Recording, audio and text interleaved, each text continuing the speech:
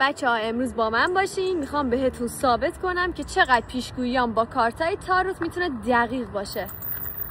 خب بچه‌ها، من 3 تا سوال آماده کردم، میخوام به دوستان زنگ بزنم، ولی قبلش میخوام با کارتای تاروت جوابشو بهتون بگم. بعدش بهش زنگ میزنیم ببینیم که آیا واقعا چیزایی که خودمون با تاروت درآوردیم درست بوده یا نه. 3 تا سوال آماده کردم. سوال اول اینه که میخوام ببینیم همین الان که بهش زنگ زدیم دقیقاً داره چیکار میکنه. کارت تاروت اول بر میزنیم.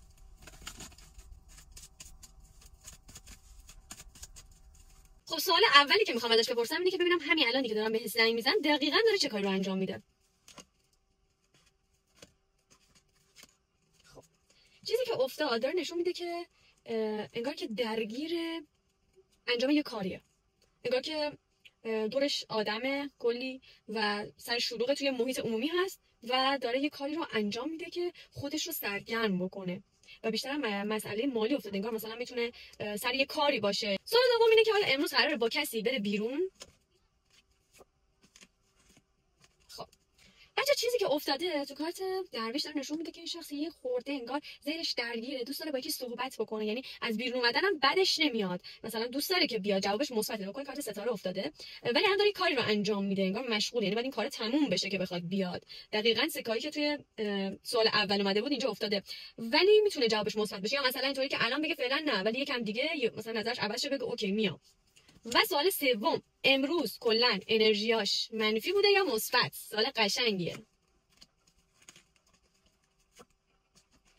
خب بچه‌ها این داره نشون میده که میشه گفت 80% انرژیش مثبته، ولی انگار یه مسئله هم بابت ببین این کارت انرژی منفی داره نشون، ولی دو تا کارت انرژی مثبت. پس یعنی چی؟ یعنی 2/3 انرژیش مثبته، فقط 1/3 انرژی منفی داره. انگار یه مسئله ناراحتش کرده، یه موضوعی که باعث شده دلخور باشه، ولی سعی کرده که سکوت کنه یا توی یه حالت خلایی قرار گرفته و سعی میکنه که انگار به کسی نگه این مسئله رو تا حالش بهتر بشه. یه کوچولو انرژی منفی داره، راجع به یه موضوع دلخوره واقعا، ولی 80% انرژیش مثبته.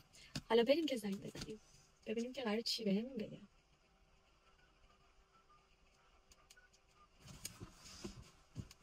خب یه صدای بارون رو میشنویم.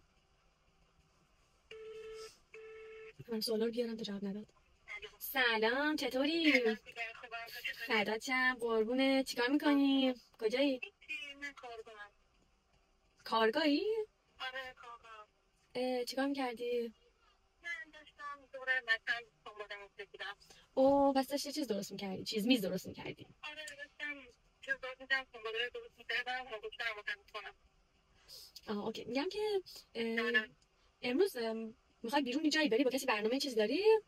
نه فعلا هیچ برنامه‌ای ندارم. بعد اینکه اگه مثلا بیام یه سر سمت چیزی اینا مثلا اوکی بریم بیرون دور بزنیم؟ آره اوکی هم بریم. واسه الان میتونی مثلا دیرتر میشه؟ فکر کنم یه نیم ساعت یک ساعت دیگه.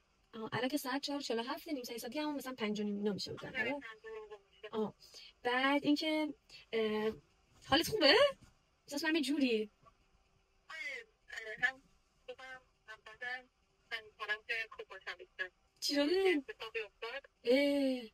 آره یکم انرژی منفیه، ولی خب سعی می‌کنم انرژی خوب نگه دارم. آفرین. آره کار بهتر می‌کنی. حالا میبینمت میام باهات صحبت می‌کنم ببینم چی شده. پس میام حالا یه سر میبینم یه صحبتی بکنیم، یه دور بزنیم، خیلی وقت هم دیگر ندیدیم. آره بابا کی بود آخرین بار؟ حتی یادم نمیاد کی بود.